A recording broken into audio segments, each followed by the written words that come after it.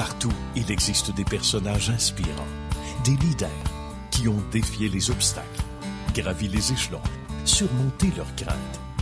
Ils ont de l'intuition, une équipe bien rodée. Et chacun d'eux a son histoire de succès. Directement de chez Alexandre et Fils à Montréal, un endroit qui n'a plus besoin de présentation, mais dont on est très heureux, bien sûr, de parler, non seulement de parler, mais d'y être accueilli grâce à notre ami Alain Creton, que l'on salue chaleureusement, de son fils et de sa belle équipe. Bienvenue à Histoire de succès, avec des personnages inspirants, comme c'est le cas d'abord de Marc Tremblay du Collège Reine-Marie. Bonjour Marc, comment ça va? Super bien. Merci d'accepter l'invitation. Merci d'être avec nous. On salue également Bobby Beaupré des Installations Mirale. Salut Bobby. Merci. Un homme occupé aussi. Oui. Et c'est ça qu'on apprécie, de vous avoir tous autour de la table alors que vous avez des horaires chargés. Au quart de tour, hein? Comme c'est le cas également de Sana et de Patrice. Comment ça va? Très bien. Merci d'être là de chez PMML, évidemment. On commence avec Marc, qu'on est allé rencontrer au Collège Reine-Marie, et on regarde ce que ça donne. Monsieur Marc Tremblay a la gentillesse de nous recevoir au Collège Reine-Marie. Merci, Marc, de nous recevoir. Avec grand plaisir. Très heureux de se retrouver dans une institution qui est vieille de, évidemment, plusieurs décennies, on va le dire, 1956, l'année de la fondation. Toute une histoire, et les gens donc les sœurs qui étaient ici jusqu'à 2011, exact. À peu près. Les sœurs de la présentation de Marie. Très bien, que l'on salue. Peut-être que certaines d'entre elles sont à l'écoute. On l'espère. Oui, c'est tout un bagage, tout un pan de l'histoire du Québec. Oui, en fait, les sœurs ont fondé l'école ici. Il y avait aussi plusieurs, je veux dire un peu au passé, parce que elles ont œuvré à bien des endroits au Québec. Elles ont fondé plusieurs écoles. Reine-Marie était une des dernières. Et on s'appuie en fait sur ces valeurs-là. Puis on essaie, même si elles ont quitté, elles sont encore très présentes. Elles sont présentes au conseil d'administration, elles sont présentes dans l'esprit. Et en fait, notre rôle, puis ce qu'on tente de faire, en fait, c'est de perpétuer tout ça et de continuer à s'appuyer sur ces valeurs très humaines. Et elles nous guident, même si elles ne sont pas présentes, elles continuent à guider l'œuvre et guider nos actions. On est très, très fiers de ça. Bravo. Et c'est méritoire de pouvoir justement garder ces balises-là, hein, on va le dire comme ça. Ce sont des références, même aujourd'hui, en 2019-2020, il y a toujours ces mêmes valeurs qui sont là, puis à travers la modernité aussi. Exact, même, hein? mais je pense que ces valeurs-là qui sont très humaines, très centrées sur le bien-être de l'élève, sur le bien-être de l'adulte qui œuvre dans la maison, bien, pour nous, c'est fondamental. Et dans une vie très effrénée, dans un monde de compétition, dans un monde de vitesse, dans un monde de performance, de ramener le focus constamment sur l'être, parce qu'en fait, on est je dirais une école, mais on est une entreprise de relations humaines. Et on pense que cette valeur-là de l'humain, c'est ce qui nous guide, puis ce qu'on va toujours vouloir garder. Puis on aime à croire que depuis très longtemps, cette communauté-là avait lancé cette œuvre-là, je le répète, mais on poursuit ça. On est fiers de ça. Et là, on a ajouté des garçons en 2013. En 2012, en fait, la première cohorte est entrée en 2012. On a une histoire de un peu plus de 55 ans où on n'accueillait que des filles. Donc, l'œuvre, l'école, on n'accueillait que des filles. Et en 2012, les sœurs l'organisation a décidé d'ouvrir la porte aux garçons, donc de prendre un virage. Et ça a été tout un virage. On a tenté de le faire dans un contexte un petit peu différent où, en fait, d'offrir une école mixte dans laquelle il y aura des classes de garçons et des classes de filles. Donc, de continuer à capitaliser sur notre expertise qu'on avait développée au fil du temps avec les filles et en développer une nouvelle avec les garçons. Avec les garçons. Donc, ça a été un grand virage, mais ça a été extrêmement riche comme expérience et de pas tout à fait 500 filles en 2012 et 2013, on a ouvert la porte aux gars et aujourd'hui, à la rentrée scolaire 2019, on est un peu plus de 1200 élèves. Donc, on a connu une très forte croissance. Et à peu près 50-50? Oui, c'est kiff-kiff. Et ça s'est fait très naturellement. Donc, on est très fiers et on accompagne ces petites bêtes-là. Oui, effectivement, qui on s'attache énormément, évidemment. Puis première cohorte en 2017, ça devait être particulier. Oui, en fait, ça a été... directeur et pour ouais, ça a été des moments ici. très spécifiques. En fait, des moments intéressants pour tout le monde. Oui. Et de voir vivre ces garçons-là qui arrivaient. Puis,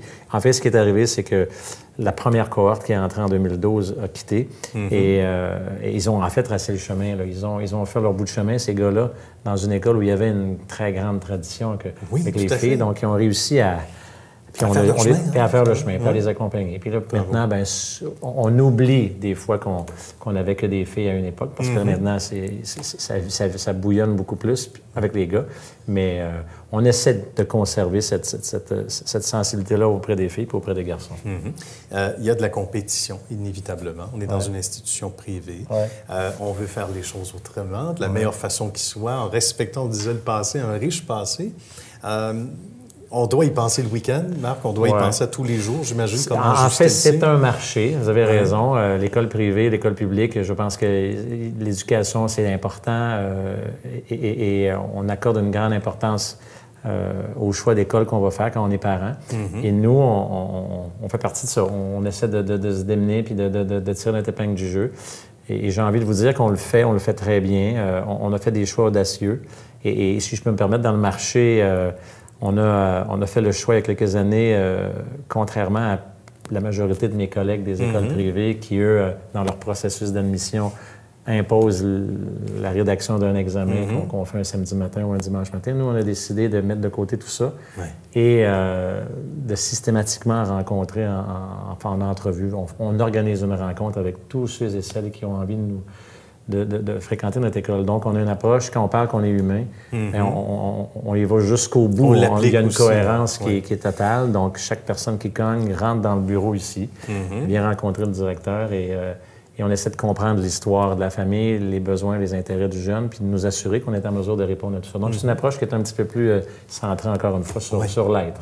Quelle belle approche. Et il en va de la valorisation, j'allais dire, oui, des parents éventuellement, mais de l'enfant. Complètement. Hein? De l'adulte pendant toutes ces années. Vous savez, ultimement, cette décision-là de faire ce virage-là il y a quelques années, mon objectif ultime, puis notre objectif d'école, c'était de faire en sorte que ce processus d'admission-là, qu'il soit en douceur, qu'il soit positif. Qu'est-ce qui nous satisfait le plus en terminant d'abord ces années? Les années passent vite, on disait, les mois, les années passent vite. En fait, ce qui est drôle, c'est que nous, on a l'impression de semer, puis des fois, on ne voit pas le résultat, on le voit beaucoup plus tard. Et des fois, on a des anciens qui reviennent puis qui nous disent hey, bravo. Alors ça, on le fait pour ça un peu, puis c'est vraiment un don. Je pense que c'est un don de soi, ce travail-là, et de faire en sorte que le jeune, au bout de la ligne, il sorte grandi, puis qu'il sorte avec un bagage solide pour affronter le reste de sa vie. Et c'est tellement une période de vie importante. Secondaire, il se passe beaucoup de choses. On entre, on a 12 ans, on est un petit homme puis une petite femme, mais on en sort à 17 ans. On a vécu déjà beaucoup de choses, puis on est déjà très différents. Donc, cette période de 5 années, elle est très riche en expérience, en émotions, en tout ce qu'on peut vivre. Donc, on les accompagne, puis on le vit avec eux un peu aussi. Donc, c'est sûr que c'est un beau défi, puis je pense qu'à Reine-Marie, on le relève pas mal bien. Tout à fait. Bien, merci beaucoup d'avoir participé à l'Histoire de succès. C'était un grand plaisir. Bobby a sa question pour Marc maintenant. Oui, Marc, je voulais savoir, es-tu capable de nous expliquer qu'est-ce qui différencie le Collège Reine-Marie des autres écoles? Oui, en fait, je dirais qu'une des grandes différences, c'est notre approche très inclusive et d'ouverture par rapport aux élèves. On a un processus d'admission. J'expliquerais que la grande différence réside dans le côté humain de notre école, dans notre approche qui est très personnalisée. Et on a un processus d'admission qui est tout à fait unique. On ne fait pas passer de tests dans notre processus d'admission. On rencontre les élèves avec la famille individuellement. Alors, tous ceux et celles qui ont de l'intérêt entrent dans mon bureau pour venir échanger avec moi afin qu'on ait un portrait global du jeune. Je pense que c'est une des grandes différences qui nous démarque dans le réseau actuel. Fort intéressant. Patrice, maintenant. Très intéressant. Moi, la question c'est qu'est-ce qui explique cette forte croissance que vous avez eue dans les dernières années? Bien, en fait, d'abord, on a mis beaucoup d'énergie à faire résonner le nom Reine-Marie. Donc, on a mis beaucoup d'énergie dans notre positionnement. Et j'aime à croire que notre approche, qui est un petit peu différente de mes collègues des autres écoles privées dans le secteur, entre autres, ce processus d'admission-là, cette approche un peu plus inclusive, a fait en sorte de résonner beaucoup chez les familles qui sont autour de chez nous. Donc, on aime à croire qu'entre autres, ces aspects-là nous ont amenés à connaître ce qu'on vit actuellement. Que c'est merveilleux. Et j'aurais aimé ça, moi, j'aurais eu des chances d'aller au privé. Ça? Je suis convaincu. À l'époque, juste une rencontre comme ça, c'est bon. C'est mieux qu'un test. Hein? Et c'est humain. On aime ça. Exact. C'est fascinant. Merci beaucoup, Marc. Et on reste avec nous, bien sûr. On se tourne du côté, cette fois, de Sana et de Patrice, qu'on est allé rencontrer à leur tour. Et voici le reportage. Chez PMML, des lettres qui ont évidemment du vécu et une noblesse. Avec, entre autres, Sana et Patrice, comment ça va? Très bien, merci. Ça va très bien. On le disait, des lettres de noblesse. Ils sont de plus en plus nombreux à connaître les particularités de PMML. On va parler un petit peu de l'historique. D'abord, Patrice, comment tout ça a commencé? Là? En fait, on a commencé, j'ai fait mon cours de courtier en 2003. J'ai eu ma licence en 2003. Par la suite, on a continué avec Sana qui a fait son cours en 2006. Il faut expliquer aux gens que vous êtes un couple dans la vie aussi. Oui, Oui, absolument. oui. Ça, c'est 23 méritoire. Oui, c'est ça. Ça fait 23 ans qu'on est mariés. Mais en fait, en 2003-2006, on a eu nos licences. Entre-temps, Oui. Patrice, en 2004, il a décidé de travailler avec les investisseurs uniquement. D'accord. Et chemin faisant, ce qui nous amenait un peu on est des gens de marketing à la base, Patrice Ah et moi. bon, d'accord. On vient du intéressant, domaine ça. marketing et puis de la vente aussi, évidemment, marketing et vente. Ouais. Et on a vite compris que pour s'adresser à notre, si on veut, à notre clientèle, il faut leur parler leur langage, qu'est-ce qu'ils veulent entendre. OK. Alors, on a commencé on a compris que les investisseurs aiment les statistiques. Alors, on a commencé à produire un one-pager là, de statistiques et Bien. ça nous a établi comme une source d'information un petit peu. Et puis, alors, ça a ajouté de la valeur à notre service. Ce qui a fait qu'en 2008, on a décidé que finalement, on était très indépendants. On travaille différemment. Patrice est très technologique. Non, ça, c'est apprécié. Oui, C'est oui. une façon de se démarquer aussi, de sortir du lot. Hein? Exactement. Oui, mais parce que si tu veux prendre un marché, tu dois faire les choses différentes des autres. C'est vrai. Puis ça a toujours été notre cas. On a toujours innové. Et même qu'on était vraiment... On a beaucoup de gens qui copiaient ce qu'on fait. Ça a toujours OK. été. Mais c'est correct. Des fois, au début, on avait la difficulté avec ça, mais on se disait quand même, tant qu'ils copient, c'est parce qu'ils sont en arrière de nous. Bien, justement, c'est une Et bonne façon la de journée, voir ça. quelqu'un va commencer à faire quelque chose de différent, là, ça va être Là, c'est inquiétant. autre Mais là, présentement, il n'y a pas de souci. Travailler fort Fait pour qu'on- pas que ça arrive. Donc, Oui. ça, Beaucoup c'est- d'innovation. Tu sais, dans le courtage immobilier, il y a tellement de courtiers. Oui.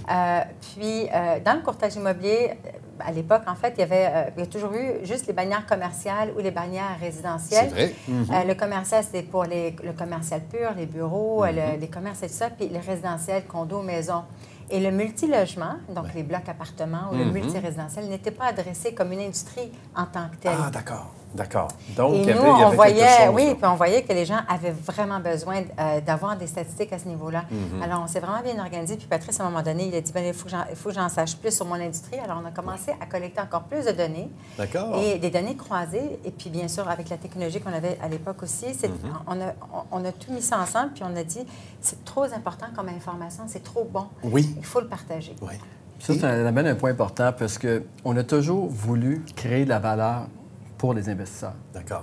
Donc, comment se démarquer? Oui, en utilisant des outils technologiques, des façons de techniques de marketing différentes et tout ça, mais d'abord et avant tout en créant de la valeur. Parce qu'aujourd'hui, on a le rapport ici. Oui, un il y a beau rapport. Tout fait. 135 pages maintenant. OK. Le premier, c'est un one-pager. Mais ce qui est important, c'est que avec les années, les rapports, je me dis, écoutez, pourquoi vous ne vendez pas ce rapport-là? Il y a trop d'informations importantes parce qu'on récolte toutes les informations sur le marché puis on les D'accord. donne. Oui, c'est une bonne question. Et on dit, c'est le premièrement de créer de la valeur. On croit beaucoup que la majorité des investisseurs vont redonner.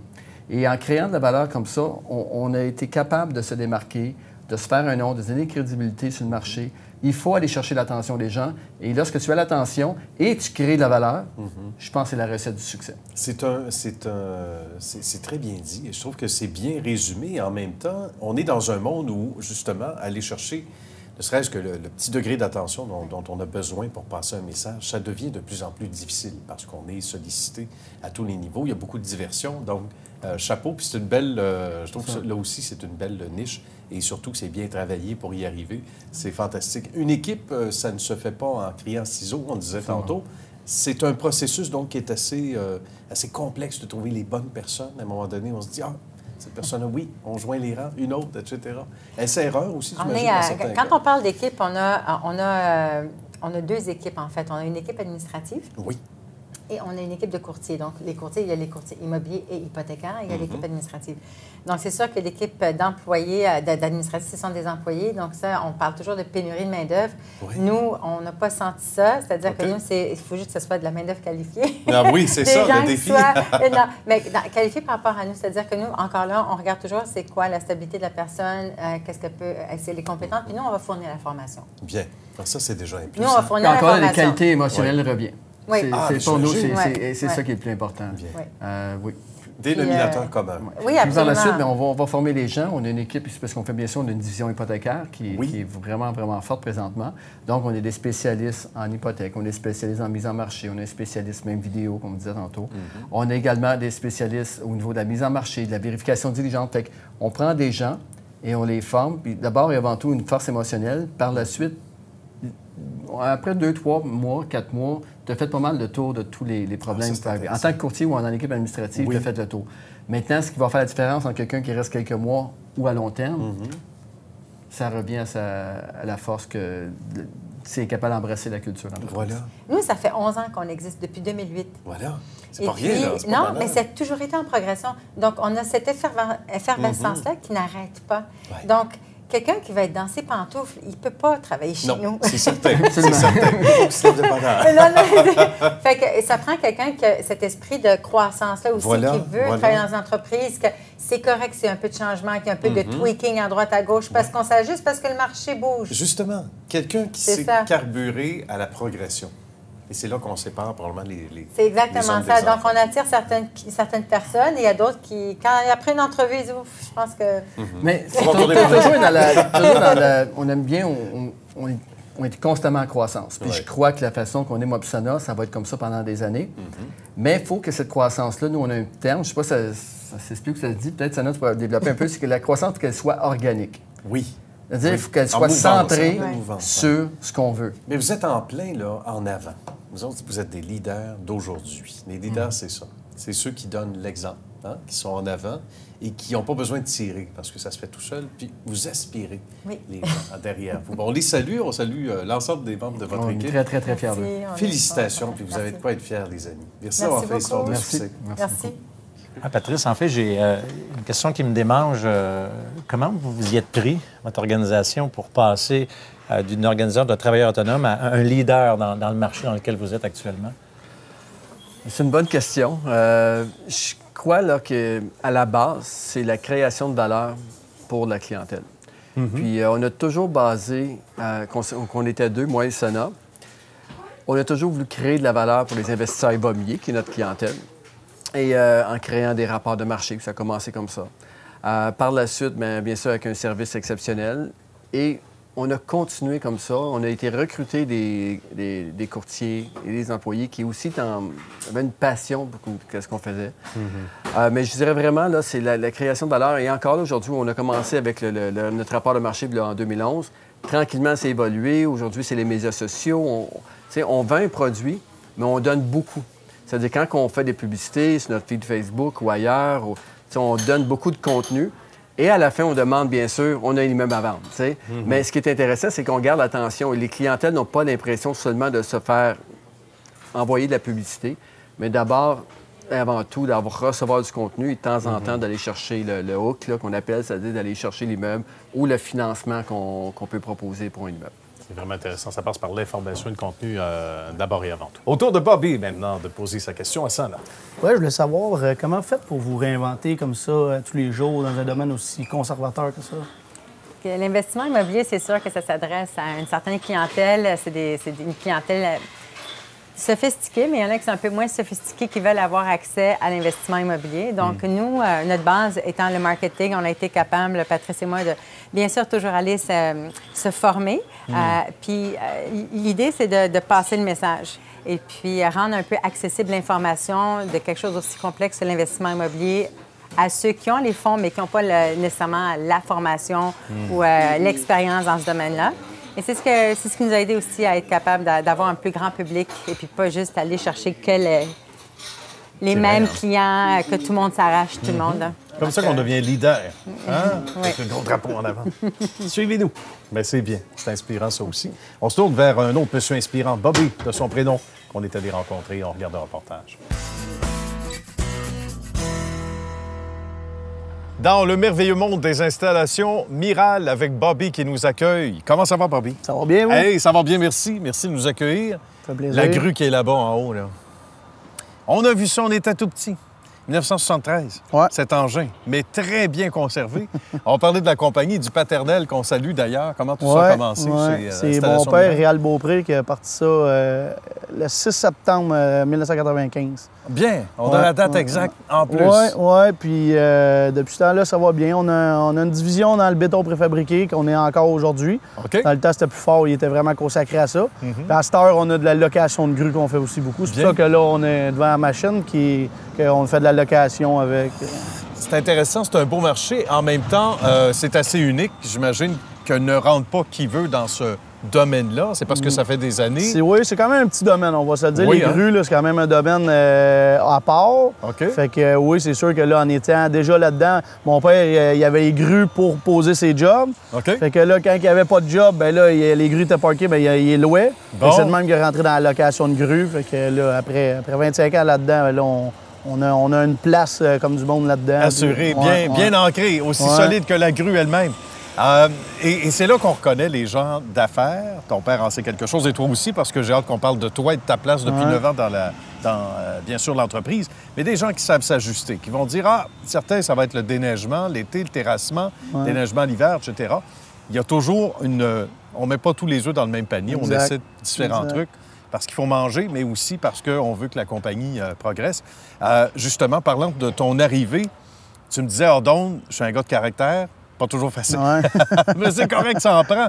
Tu avais 19 ans, raconte-nous ton Ben, premier matin. C'est mes là, avec un premières rôle. expériences d'avoir un peu plus de leadership. Oui. J'étais assez jeune, j'avais 19 ans, puis on a eu un contre-maître qui est parti. Fait que là, OK. on s'est retrouvés en manque de personnel. Fait que j'ai dit à mon père, ben je vais l'essayer le temps que ça Ben fera oui. pour en trouver un autre. Puis finalement, ça a bien été. J'ai monté le 8 étages avec toute notre gang, puis Bravo. ça a marché. Mais il ne faut J'ai pas fait que tu la dises job. que tu as 19 ans à ce moment-là. Non, non. J'ai eu 26 ans pendant 9 ans. Pendant tu sais. 9 ans, OK. Là, ils ont pour vrai, mais écoutez-le pas avant. Il ne fallait pas l'écouter. Non, mais comme quoi, il a fallu à un moment donné, parce que on le sait, là, évidemment, au quotidien, dans la construction, c'est pas le même langage que dans certains autres domaines, Non. c'est correct. C'est pas les mêmes affronts, c'est pas les mêmes, souvent les mêmes enjeux, on va se dire les vraies affaires. Comment tu vis ça quand tu as 19 ans? T'as pas encore de barbe, ou à peu près, j'imagine. Mais là, il faut quand même que tu assoies ton autorité. Puis en plus du fait que tu veux pas que les gens disent « Ah bon, c'est bien, c'est le fils du patron. Donc, exactement. comment te composer avec ça? Ah, c'est sûr que c'était pas évident parce que veux pas, quand tu veux t'affirmer dans un domaine, faut que tu aies de l'expérience, faut que tu connaisses ça. Fait que Oui. quand t'es jeune, t'en as pas, c'était dur. Là. Mais tu sais, je me basais sur ce que mes partenaires de travail me disaient. Puis tu sais, je me fiais beaucoup à leur expérience. Là, j'ai pas fait mon petit power trip de dire c'est moi qui mène ça. Je le savais que les travailleurs, mes gars, avaient plus d'expérience que moi. Là. Puis ils Fait que, savaient, connaissaient leur rôle. exact, C'était juste ils dans avaient le leur fond rôle, de puis, l'encouragement. ouais, c'est ça, exact. Ça ferait un bon coach de hockey, ça. Tu sais, même les plus jeunes, ils peuvent être crédibles. Raconte-moi ensuite, parce que là, c'est beau le premier jour ou les premiers jours, mais comment tu as vraiment assis ta place dans la compagnie et ce qui fait que le paternel prend ça un peu plus à l'aise aujourd'hui, heureusement, c'est parce que tu fais bien ton travail. Comment ça s'est fait? Ça s'est-tu fait graduellement? Oui, bien, c'est sûr, graduellement. Moi, j'en voulais tout le temps plus, Puis ça, j'ai la chance que mon père il me laisse quand même beaucoup de lousse, qu'il me laisse gérer ça à ma manière, qu'il me laisse prendre de l'expérience là-dedans, prendre du pouvoir. Ben oui. Fait que là, on est rendu à un stade que j'en prends beaucoup, puis je pense que je fais bien ma job parce que j'étais encore là, puis mon père, il m'en laisse encore. Fait que- Bravo. Ben tant mieux. C'est pas prêt d'arrêter. En même temps, raconte-nous, c'est quoi les principaux défis au quotidien pour une entreprise, même bien ancrée comme celle-ci? Il faut quand même qu'à tous les jours, on dit qu'on est aussi bon que notre dernier match dans le sport, puis c'est vrai ici aussi. Oui. Donc, tu peux pas rien laisser aller. C'est quoi les principales qualités que ça prend? Comme toi, d'abord, comme gestionnaire? Je pense que la meilleure qualité, c'est d'être capable de réagir vite, là, d'être capable de gérer les problèmes le plus rapidement.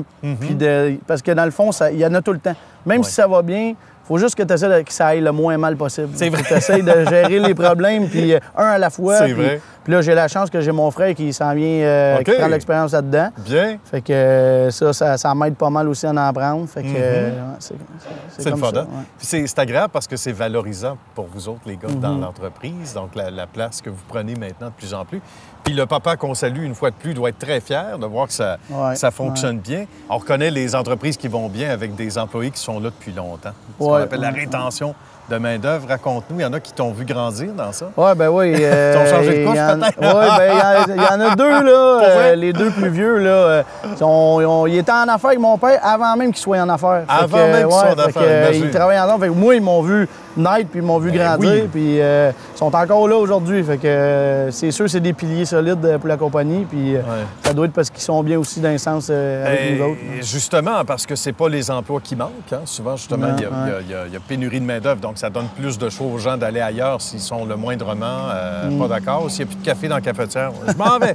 Alors, quand on est content, puis on est un employé heureux, pour des bien traités, on reste. Alors, encore bravo pour ça. Ce qui n'est pas étranger au succès, Bobby, c'est évidemment, c'est que ça se construit partout, mais on ne s'assoit pas là-dessus pour autant. On sait quoi faire le jour où ça va être plus tranquille. Non, exact.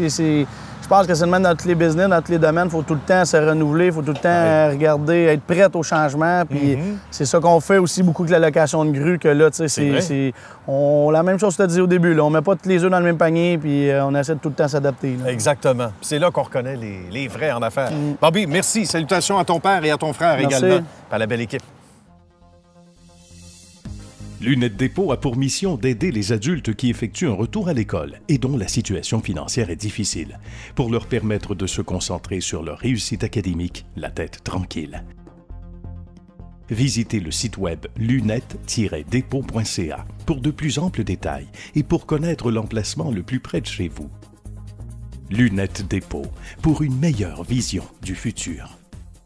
Sana a sa question maintenant pour Bobby. Oui, Bobby, j'ai une question pour toi. Ouais. On voit beaucoup de grues. Et là, je vais te poser la question, est-ce que tu vois un avenir prometteur dans la location des grues? Oui, bien écoute, c'est sûr. De plus en plus que l'industrie de la construction, les travailleurs, que le salaire augmente, que ça coûte une fortune en chantier, de plus en plus, tous les matériaux s'en viennent préfabriqués en usine. Ça coûte moins cher, c'est moins de problème un peu. Puis ça va tout le temps prendre des grues pour faire le levage. Que l'industrie de la grue, c'est sûr que c'est en augmentation même. Et je vois pas le jour où on n'aura plus besoin de grues. C'est sûr que c'est un domaine en pleine croissance. Là. Marc, maintenant, pour Bobby. En fait, c'est un domaine que je connais peu, mais installation Miral, pourquoi cette business-là, comment elle se différencie des autres? En fait, c'est qu'on a un volet qui est plus spécialisé dans l'installation de murs de béton préfabriqués. C'est un domaine qui est quand même petit, moins connu de la construction. C'est un domaine plus spécialisé. Puis aussi, on a un gros volet avec la location de grues. Ça fait que quand un est moins bon, l'autre est là pour combler. Puis ça fait que c'est vraiment une compagnie qu'on n'arrête pas, puis qu'on est tout le temps en pleine croissance, qui continue. Puis, Merci, mon cher Bobby. Ça a été un plaisir. Merci, Marc. Ça a été un grand bonheur de vous recevoir. Pour le site web, Bobby? C'est grumiral au pluriel.com. Au pluriel.com. Pour le Collège Sainte-Marie, Marc? Reine-Marie.qc.ca. Pour tous les détails et pour une rencontre avec Marc exact. Et sa belle équipe. Et pour Patrice et Sana, le site web?